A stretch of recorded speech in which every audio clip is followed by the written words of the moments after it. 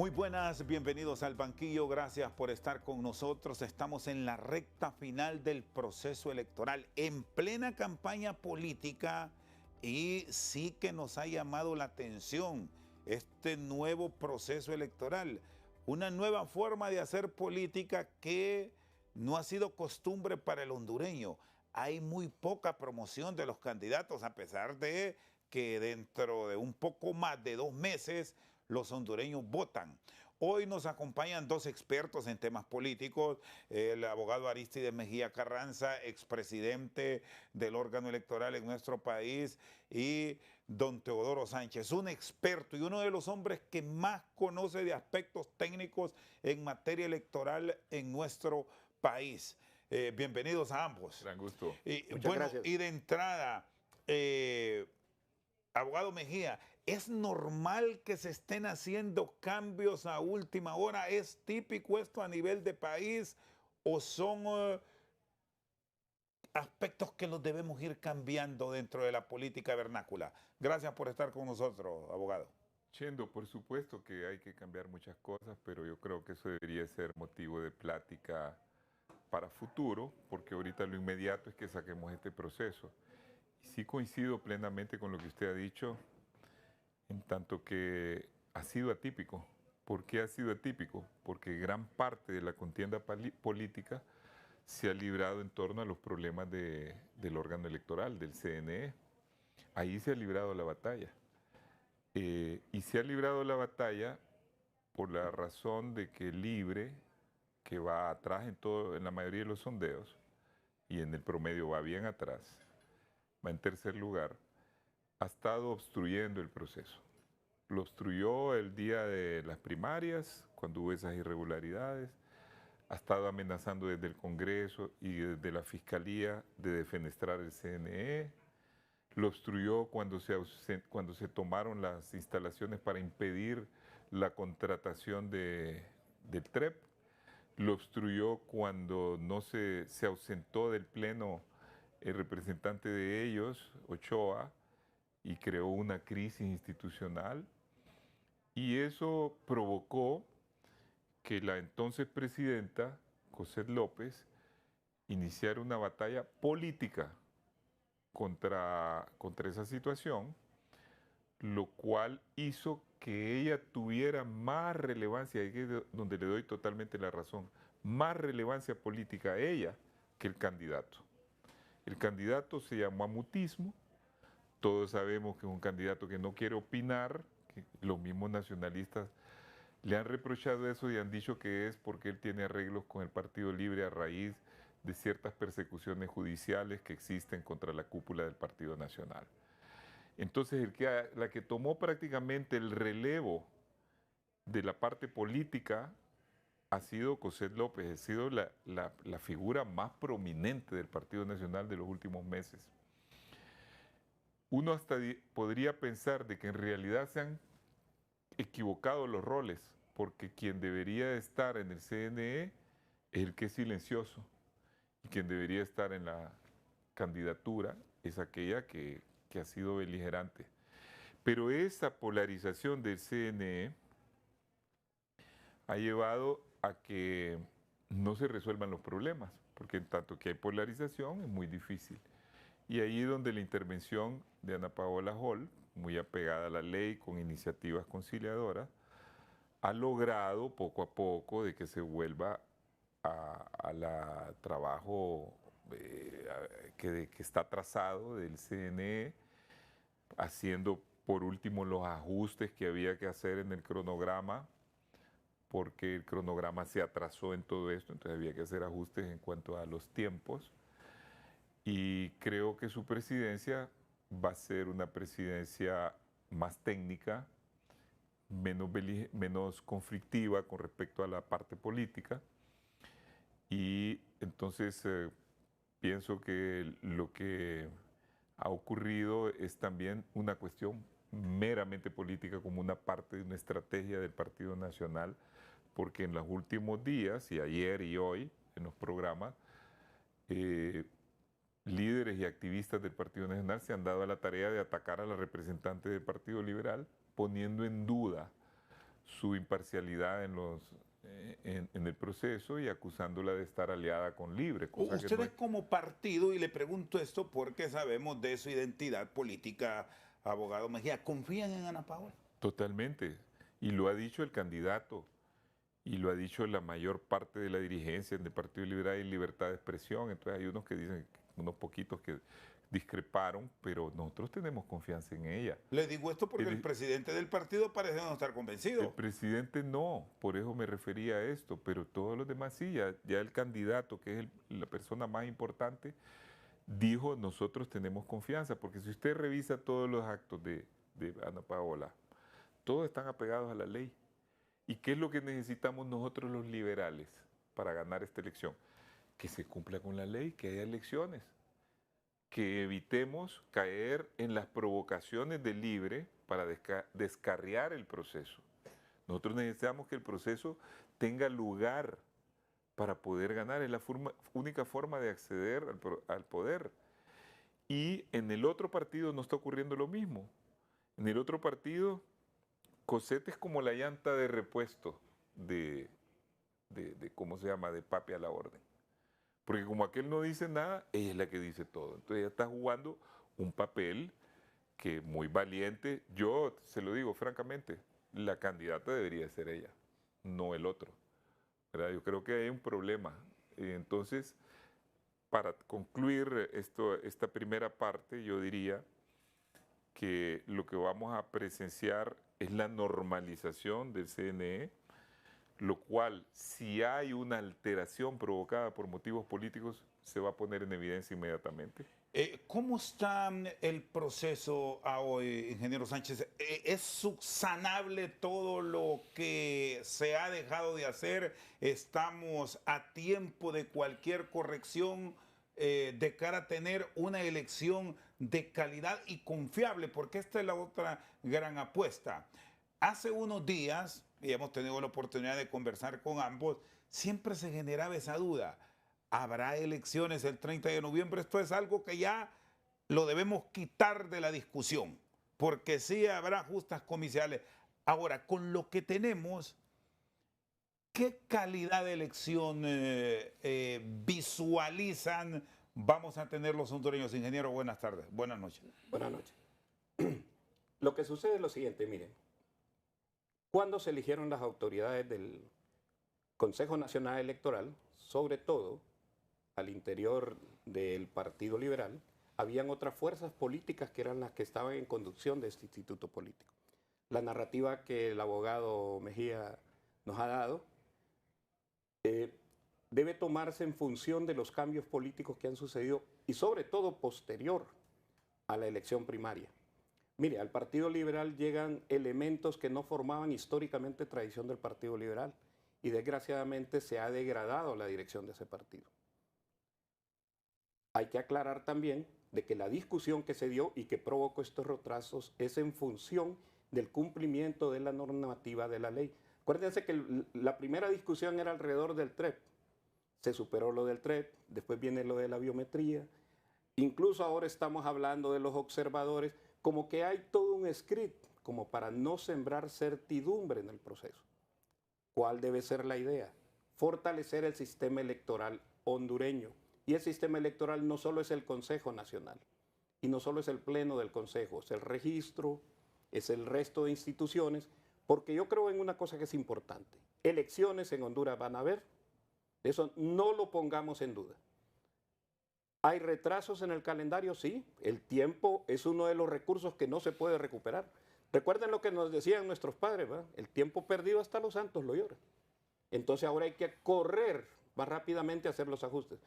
Tiempo, posibilidades de ajustarlo, con mucho esfuerzo y mucha dedicación lo tenemos para tener una elección de calidad. Ahora, otra cosa muy importante, y es lo siguiente. Recordemos que la crisis llegó a tal nivel que los consejeros suplentes no se integraron, eso generó un vacío e incluso hubo una amenaza por parte de la doctora Ana Paola Hall de renunciar de su cargo, lo que hubiese provocado una crisis mayor, porque eso hubiese tenido que llegar hasta el Congreso y volver a los reacomodos y a los análisis y a las alianzas políticas. De suerte que eso ya fue superado. Superado este momento, lo que tenemos que hacer es impulsar la institucionalidad y garantizar que el proceso se dé, y sobre todo con la calidad.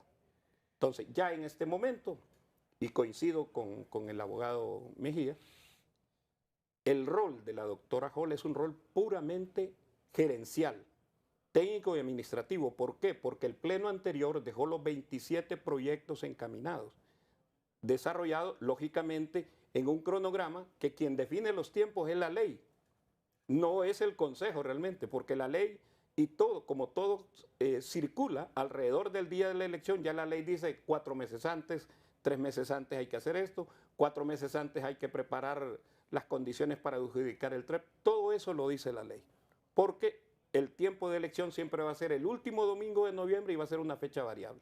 Entonces, estamos en este momento en el compromiso de generar sobre todo estabilidad, confianza de que el proceso se va a dar y que podemos sacarlo de manera correcta, fiable, transparente, para que todos participemos en esta fiesta del 30 de noviembre. ¿Qué cuidado se debe tener por las organizaciones políticas? Y aquí vamos a involucrar a 3 fuerzas en la selección de personal para que no vayan a concluir en pleitos al momento de cotejar qué va en la maleta electoral, quién la va a llevar, porque eso ya lo vamos a ir desarrollando.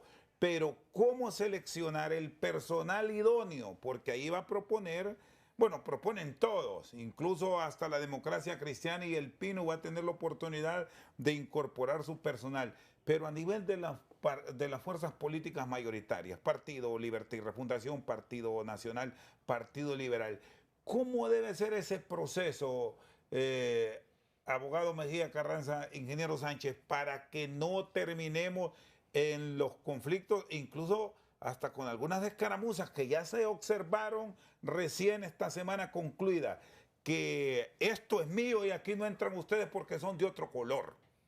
Ir corrigiendo incluso hasta algunos hechos que no van con la política. Cada quien tiene un corazón, pero ¿cómo es que le van a decir a un empleado, usted porque es del Partido Nacional tiene que venir con camisa azul, usted que es de Libre tiene que venir de rojo y blanco, usted que es liberal venga con camisa roja? ¿Cómo subsanar todo esto, abogado? Bueno, yo creo que es muy difícil de subsanar esa situación porque hay que irnos un poquito atrás. Las elecciones en Honduras, desde tiempos de Carías, han sido elecciones casi siempre con irregularidades y en muchos casos robadas las elecciones o fraudulentas. Desde que vinimos al regreso de la democracia, los órganos electorales han estado constituidos por las fuerzas políticas, por todas. Y como no se ha logrado dar el paso que rápidamente dio El Salvador, que tuvo un conflicto mucho mayor, o Panamá, que ya días tiene un órgano, y no digamos Costa Rica, ¿verdad? Un órgano imparcial y técnico, entonces se encontró la solución de buscar un equilibrio político, y ese equilibrio era que las principales fuerzas, y en este caso 3 fuerzas, porque aquí no hay bipartidismo, aquí lo que hay es tripartidismo, esas 3 fuerzas compusieran el tribunal electoral. Entonces hay una cuota de empleados para cada partido. Cuando entran las cuotas, entran dirigentes y activistas del partido a formar parte de todos los cargos ahí, ya están la mayoría nombrados. Que entran unos a la bodega para empacar, otros entran incluso en los órganos ya más técnicos, como por ejemplo de la dirección electoral o la parte que está encargada de informática y está integrada por todos los partidos. Y eso inevitablemente con la suspicacia que existe en Honduras, porque siempre está la idea, y la tienen sobre todo los que van al órgano ahí, que las elecciones ahí se ganan. Y en general no. La única vez que se ha ganado la elección ahí fue cuando Juan Orlando fue a la reelección, detuvo el proceso electoral porque iba ganando Salvador y 3 días después lo reanudó y hubo intervención, y ahí está en el informe de la OEA. Las otras veces, habiendo habido siempre irregularidades, porque siempre han habido, Lo que ocurrió es que siempre ganó la presidencia el que iba a ganar. Ahí han alegado fraude, pero es pues, el típico alegato del mal perdedor, ¿verdad?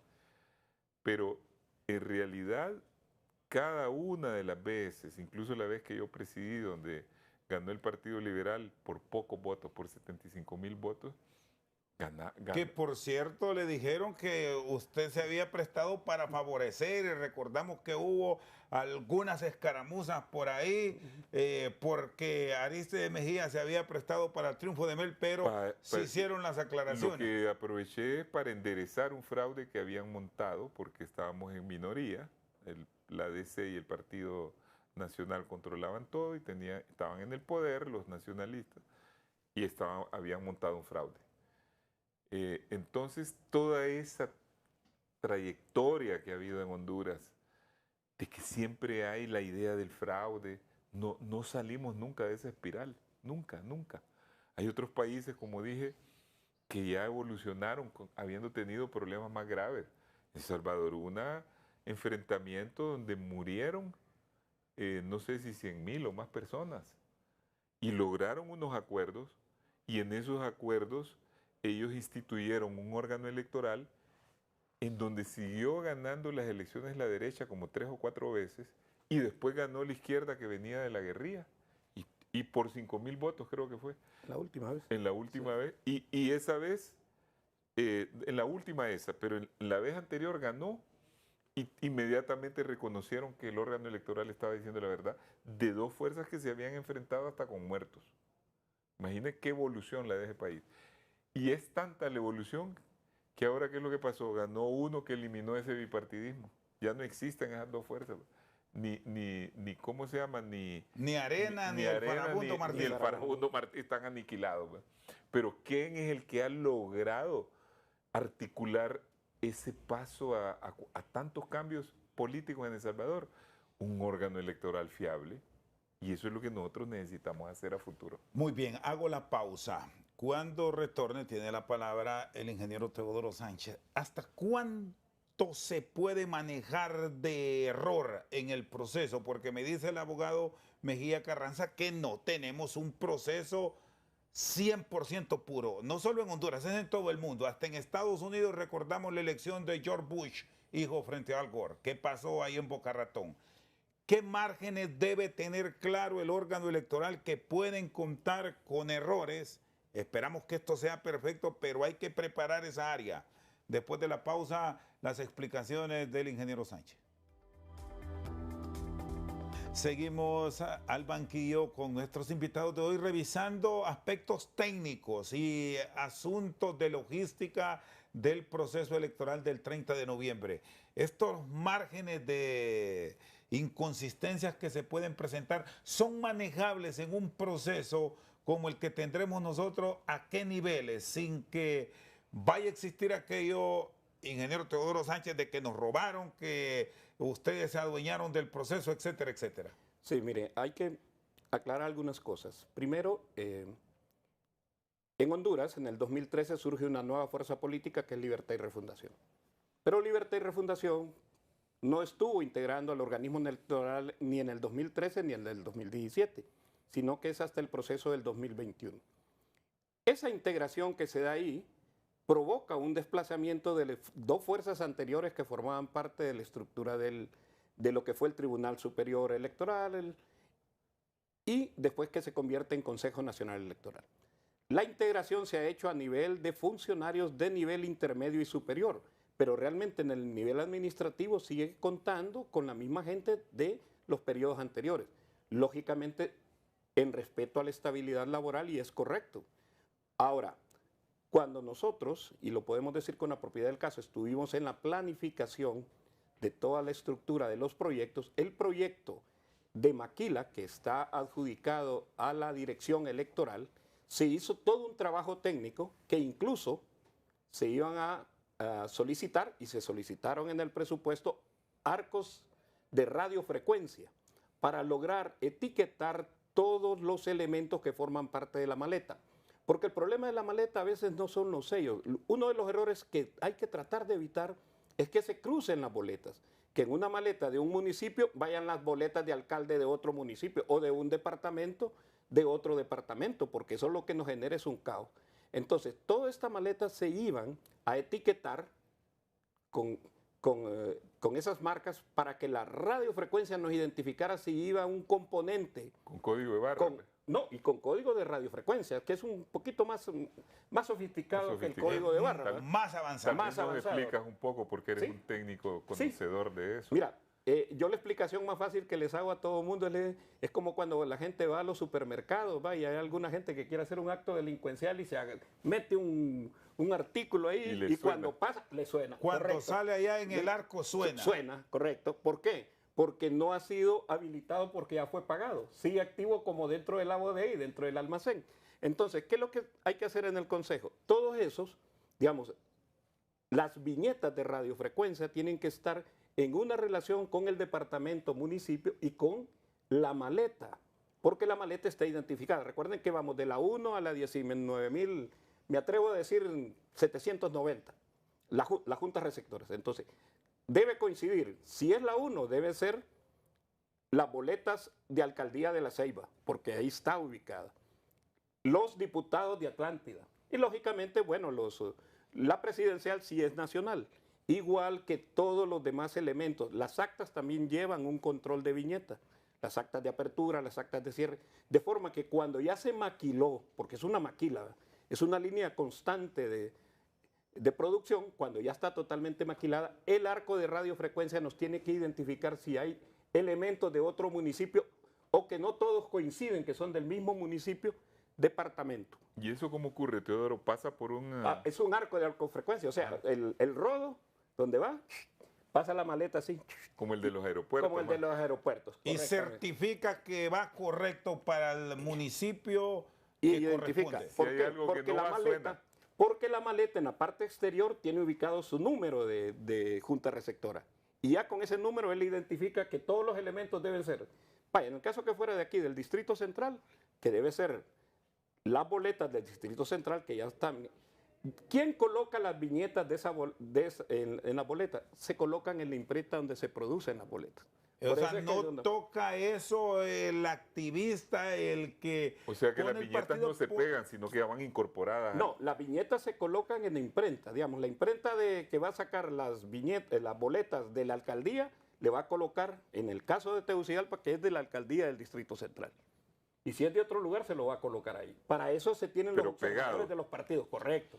Ahora, Entonces se colocan y eso hace una congruencia, que sea una congruencia de departamento, municipio y de todo.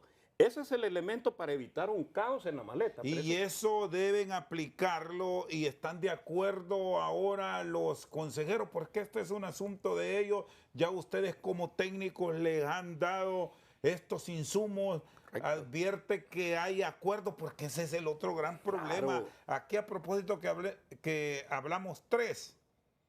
Yo no estoy de acuerdo ni con Teodoro ni con Tito. Entonces ahí ya se terminó todo. Bueno, es que ahí el problema realmente hay que pensar en la institucionalidad y no correcto del país. Todos queremos elecciones, no queremos un caos, entonces lo primero que hay que asegurar, además que lo fundamental es el censo, que el censo esté correctamente integrado, porque del censo nace la cartografía electoral, nace la ubicación de la Junta Receptora, del sector, del centro donde va la votación. Usted puede darle un seguimiento con esas viñetas a nivel nacional a todo ese material electoral. ¿Y cuánto tiempo es el ideal, Teodoro? Porque este es el otro punto clave que usted me decía, el tiempo ahí está.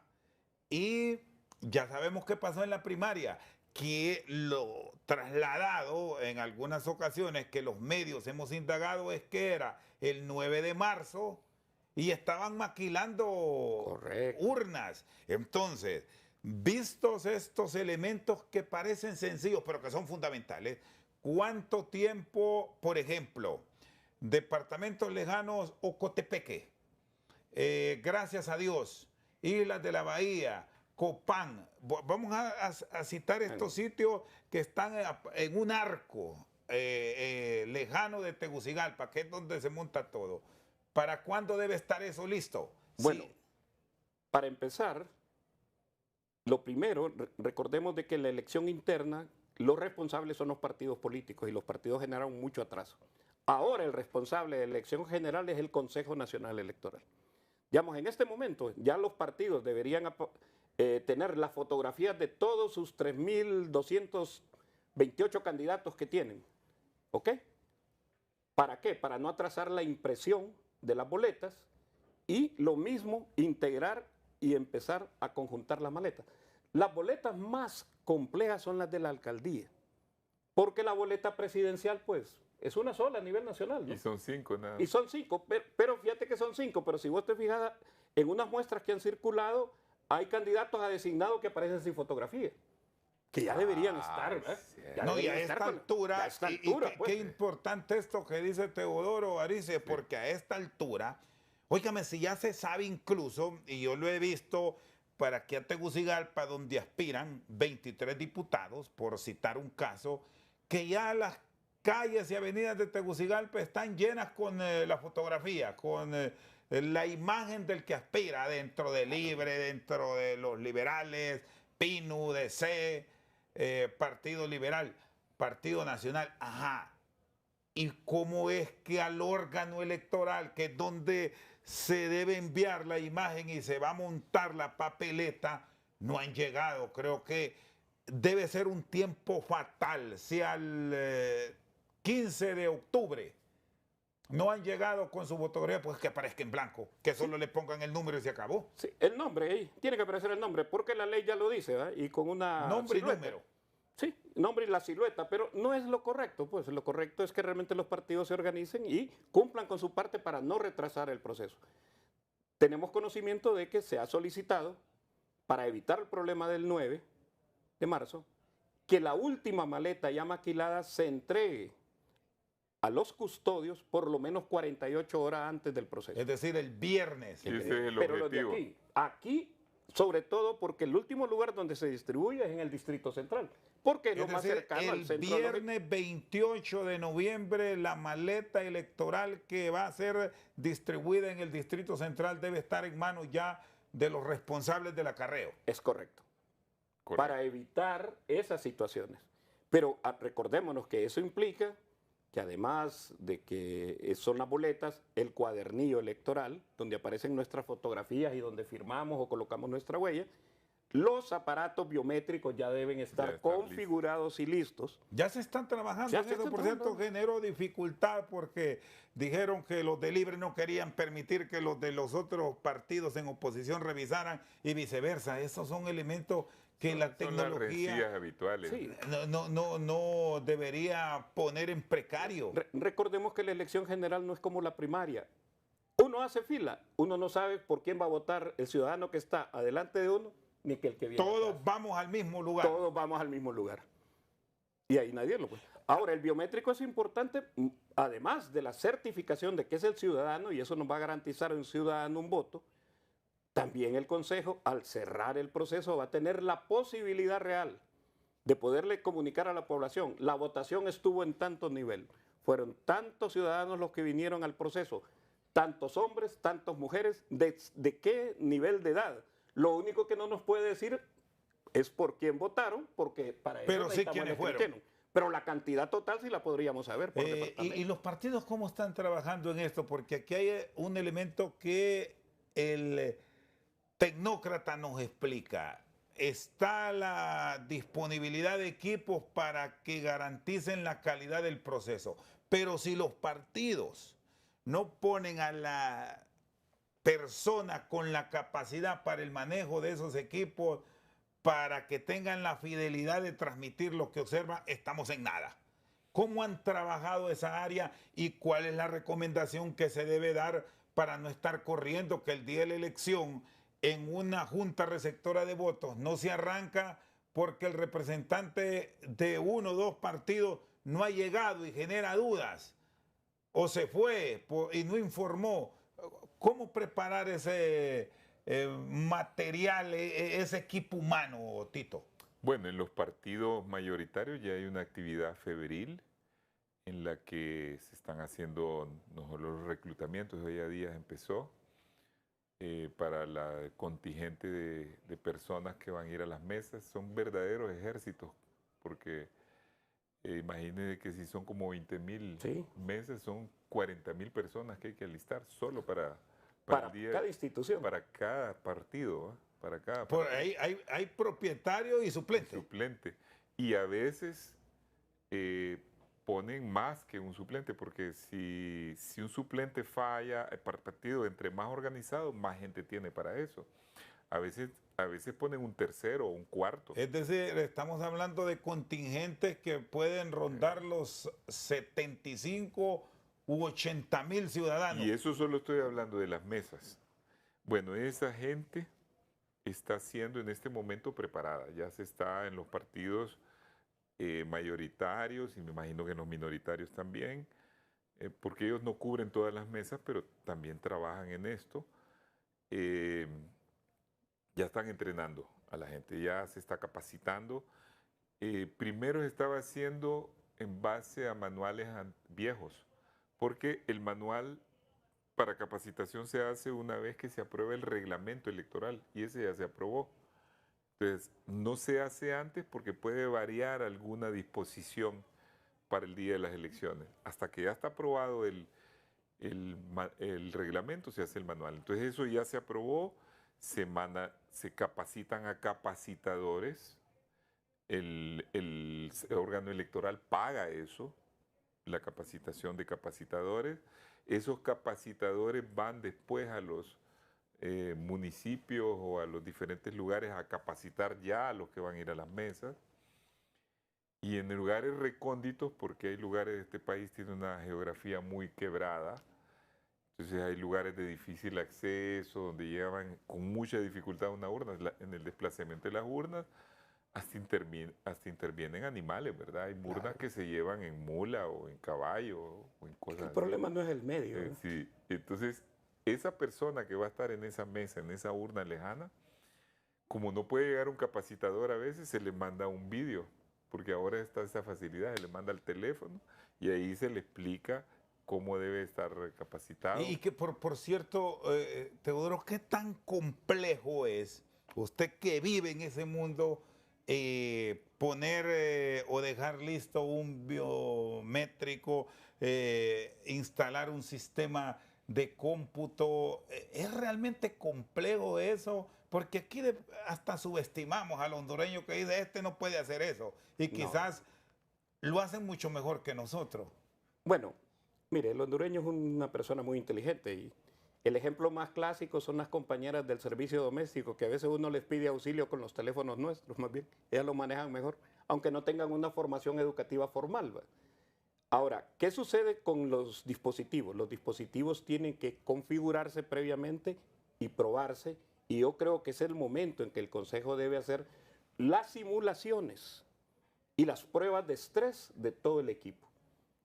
Cuando decimos configurar es que, así como va en la maleta, el kit de la maleta va a ir el kit tecnológico, la misma cantidad de ciudadanos que van en el cuadernillo electoral deben asegurarse en el biométrico y deben ser los mismos, porque esa es una relación que la van a cotejar posteriormente.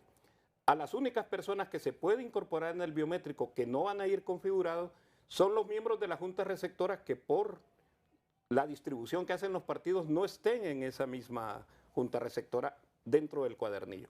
Y eso se anotan en incidencia. Eso nos va a permitir configurar, porque hay que configurar el biométrico, el escáner y la estructura de transmisión.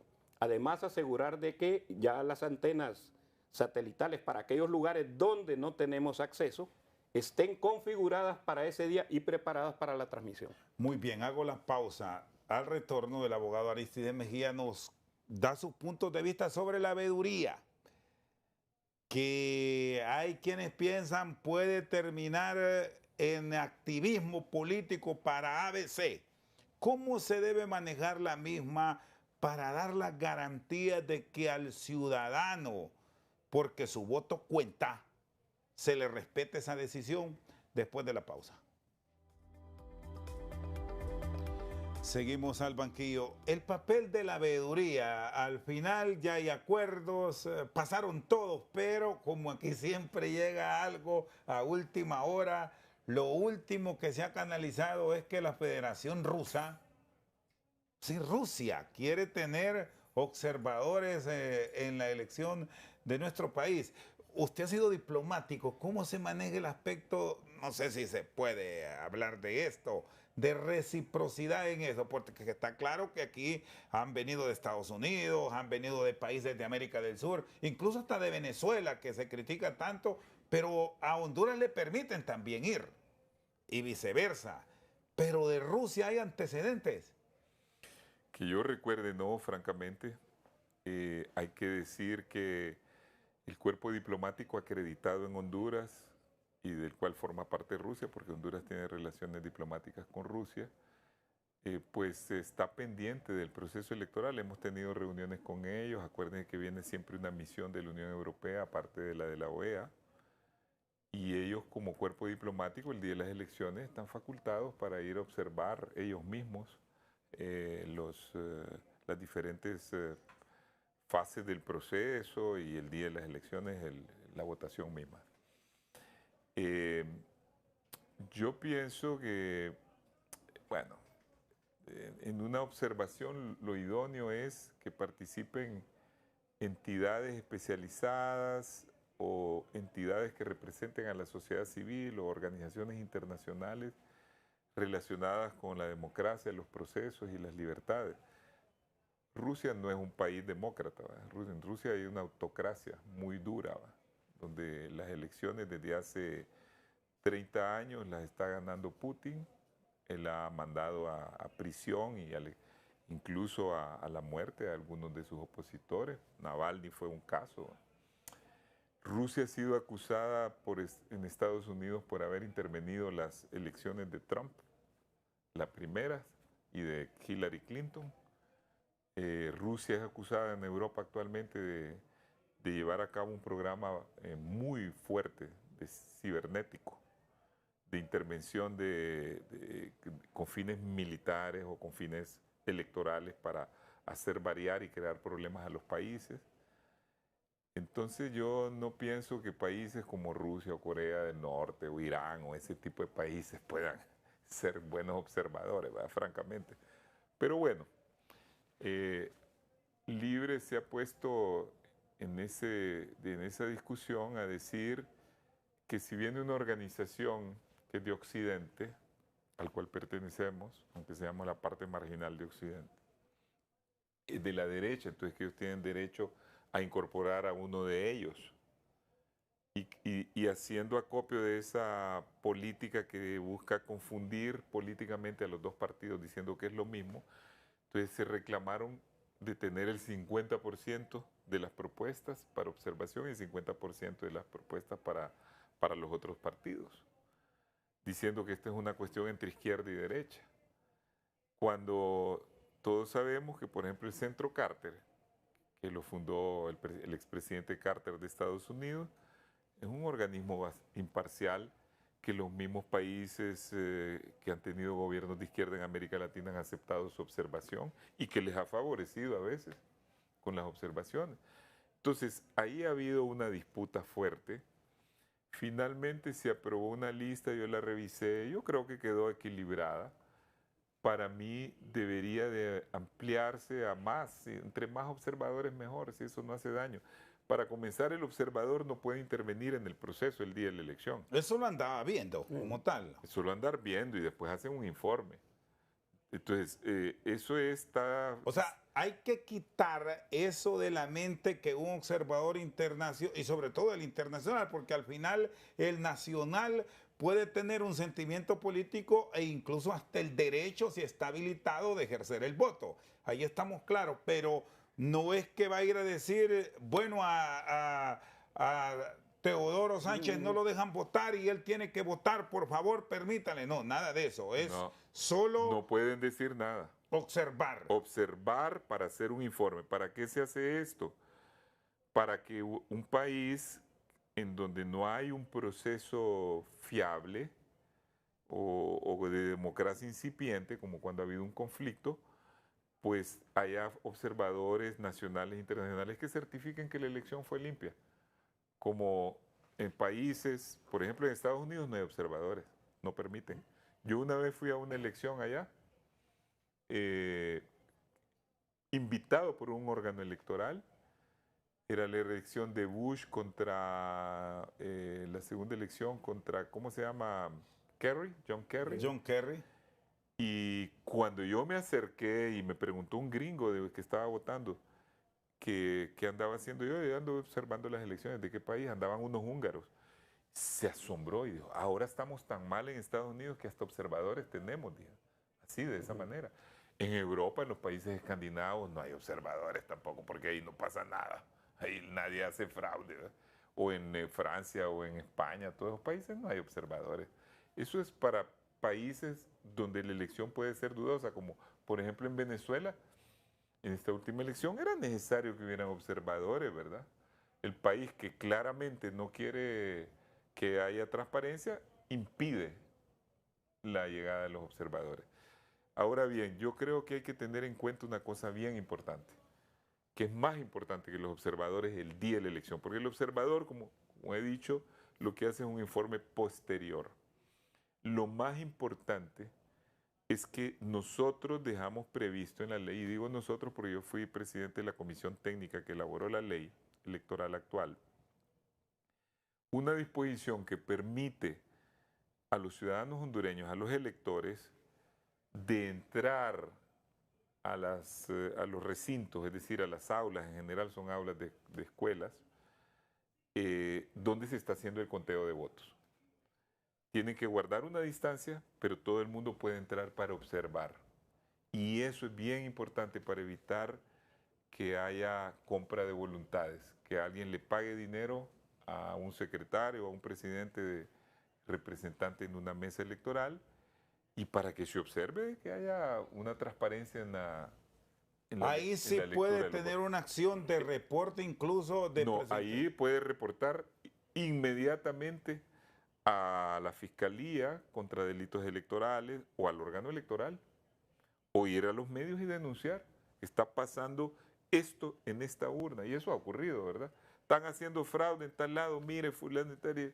Eso es bien importante. Y los tiempos, esto es otro elemento que lo vamos a ir reiterando, ingeniero Sánchez, para que el pueblo también esté claro, el elector como tal, en una elección que es abierta, que no se le coacciona, que usted vota por el que usted desee, por el que usted tenga su voluntad, puede permanecer ahí en el acompañamiento al momento del escrutinio final, partiendo que esto es público. No es que van a venir y se me van retirando de aquí que vamos a contar. Él puede permanecer ahí en las cercanías del recinto, sea el aula o una carpa que se ha instalado para votar.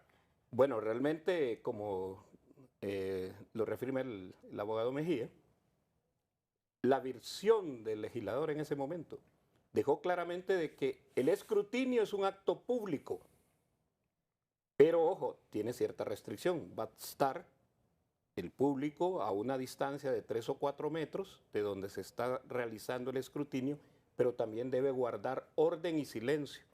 Puede anotar, él puede llevar también su TREP, pues, individualmente cada ciudadano.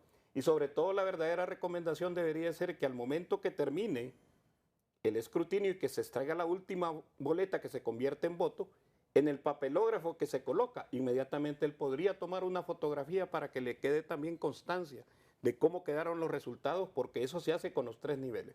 Ahora, con lo de la observación, yo sí tengo algún comentario. Primero, no es lo mismo observar que intervenir. Todos los observadores, a mí me parece muy bien. Hay 29 instituciones en este momento autorizadas por el Consejo. No todas fueron por unanimidad. Hubo un sector que el consejero Ochoa lo bloqueó, otro sector que lo bloqueó la abogada López, pero en una forma muy salomónica, podríamos decir, muy ecuánime, la doctora Hall acompañó a ambos y se fueron por mayoría. Entonces no se descartó a nadie. Que ahí si pasa esa petición de la Federación Rusa va a ser una buena prueba, partiendo de que la tendencia ya sabemos cómo va a ser y ella quedará en el centro para dar el sí o el no. Bueno, pero hay otra situación. Miren, a veces la gente confunde no es lo mismo la Federación Rusa que lo que era la Unión de Repúblicas Socialistas Soviéticas. Y ese chip y ese esquema hay que quitárselo. O sea, Rusia es un modelo económico capitalista en este momento. No representa el socialismo realmente. De hecho, ellos son inversores en el capitalismo mundial, ¿verdad? Y hay que entenderlo. Pero me llama la atención otra cosa. Imagínense, vaya, hasta este momento son 29 que ya pasaron. Que ya pasaron. Si tienen la responsabilidad y van a observar en todo el país, serían 20.000 observadores. O vaya, no digamos 20.000, digamos 5.000 por cada uno, porque van a mandar un observador por centro, no por urna. ¿De cuántas personas estamos hablando? Sí, es imposible que vayan a tener en todo el Estamos país, hablando de 150.000 por lo menos ciudadanos, aparte de los ciudadanos que forman parte de la Junta Receptora. No vaya a ser que más bien van a empezar a obstaculizar la fila con tanta gente que quiere observar. O sea, en la práctica, lo que hay que ver es que la observación debe ser previa, no debería ser solo el día del proceso. Mire, la primera observación es asegurar que los ciudadanos estén en el censo. Que el censo esté distribuido, como dice la ley, 300 electores. Normalmente hay lugares dispersos donde lo pueden hacer hasta con 100, pero con un máximo de 600. Para que tampoco esto se vuelva un problema para hacer aquellas grandes filas para que impida votar, ¿va? Entonces, todos esos elementos técnicos tienen que observarse. Sobre la compra de los votos, esa sí es una observación importante. Si hay alguien que está fuera del proceso, comprando votos, solicitando o comprando identidades para impedir que voten o deteniendo ciudadanos que no voten. Esa libertad de la votación es previa, porque realmente la observación del resultado, eso es totalmente público, usted no necesita. Y la otra cosa, hay que hacerlo con tiempo, porque también el Consejo tiene que emitir unas credenciales. No es que yo voy a llegar con mi identidad, yo soy observador, ya debe haber una credencial oficial, con un documento oficial donde el Consejo dice, ciudadano tal, con número de identidad o número de pasaporte tal, con nombre tal, que representa esta organización, está autorizado para hacer una observación electoral. Muy bien, hacemos una pausa, en breve continuamos con más aquí desde Al Banquillo. Seguimos esta noche al Banquillo. Abogado Mejía Carranza, el tema del financiamiento de las campañas. Hemos visto muy poco con relación a otras elecciones, que los organismos llamados a velar por esa supervisión de saber de dónde toma dinero Teodoro, Arístide, Rosendo para una eventual actividad política, no esté activo y que hayamos escuchado en las últimas horas que va a ir a buscar préstamos para realizar ese trabajo de supervisión. ¿Qué nos da eso? ¿Tendremos una elección atípica con algunos pandos en proceso que se pueden terminar colando en cargos de elección popular? Chendo, la idea es que debe haber un control de la fiscalización fuerte, sobre todo en un país como el nuestro, no solo por la procedencia de fondos, ¿cómo se llama?, de mala procedencia. Origen ilícito, lo llaman. De origen ilícito, que pueden venir sea del narcotráfico, sea de la corrupción, porque también puede haber alguien que haya robado en un gobierno anterior una gran cantidad de dinero y la esté poniendo para volver a ganar, porque es el negocio de él. Entonces, los dos fondos se tratan de fiscalizar. También se busca con esto que un donante o un contribuyente de una campaña no dé en exceso, porque entonces va a condicionar la voluntad de un partido o de un candidato a diputado o lo que sea. En resumen, lo que se busca también es que el partido que proponga candidatos no dependa tanto de esos fondos. Por eso es la razón también de que hay deuda política, que el Estado financia a los partidos, les da una buena cantidad, porque se quiere que la gente vote en plena conciencia, que no vote porque le han condicionado sus votos o porque les han pagado. Pero ese es un objetivo que no se ha logrado, porque el órgano de política limpia, que tiene otro nombre muy largo, hasta eso, deberían de cambiarle el nombre y poner la entidad de política limpia. Y punto. Es fiscalización, Sí. transparencia, Sí. financiamiento. Nadie se acuerda Sí. del nombre. Todo el mundo lo dice política limpia. Así es. Entonces, yo creo que ese órgano hay que fortalecerlo. Hay que darle técnicos y recursos. Ahorita lo tiene en una situación que prácticamente es inservible. O sea, que es un gasto más que no reditúa, o como esa típica creación que se ha dado a través de los años en Honduras. Hay un problema, creemos tal instituto, pero el instituto solo significa un gasto nuevo porque no funciona. Entonces yo creo que eso hay que fortalecerlo porque es fundamental para la democracia y hay que ponerle gente técnica que pueda conectarse con toda la circulación de recursos en el sistema financiero, que pueda haber trazabilidad, que pueda haber todo lo que necesita para hacer una buena fiscalización. ¿Se puede corregir este entuerto que ya nos tomó con más de 20 días, ingeniero? Esto debió empezar el 1 de septiembre y ya prácticamente le vamos a decir adiós a este mes sin que se tenga esa actividad que como tal debería mantener la supervisión, sobre todo por el antecedente de país. Ya sabemos qué pasó en la administración pasada, cuando el narcotráfico se involucró mucho en la política vernácula. Bueno, lo que sucedió el primero es que comienza el periodo de propaganda electoral, que dura realmente 85 días, no son 90, porque hay 5 días, 5 días electoral. Tenemos el silencio que comienza el lunes anterior al proceso. Hay que verificar no solo el origen de los fondos. Para eso todos están obligados, los candidatos, a abrir sus cuentas particulares y el partido también va para recibir los apoyos. Pero también monitorear los gastos, sobre todo en material publicitario, en los medios, en las imprentas, porque la ley ya lo contempla. Ahora, el problema es qué medidas vamos a tomar si se descubren que estas situaciones están lindando con un delito. Porque, mire, una cuestión importante es que se persiga el delito electoral. Ahora se han hecho unos pequeños, el Ministerio Público ha tomado algunas decisiones sobre algunos actores materiales, pero lo más importante es buscar los actores intelectuales. Y sobre todo recordarle a la población que un cambio en una decisión, alterar un acta, o solo el hecho de pretender votar 2 veces y que lo registre el biométrico, constituye un delito electoral y que va a ser perseguido. Y al final va a ser el pobre que mandan ahí y el cerebro intelectual queda escondido. Lo mismo sucede con la situación de las encuestas. Fíjese, yo quisiera realmente que se llevaran a todas esas casas encuestadoras, ¿verdad?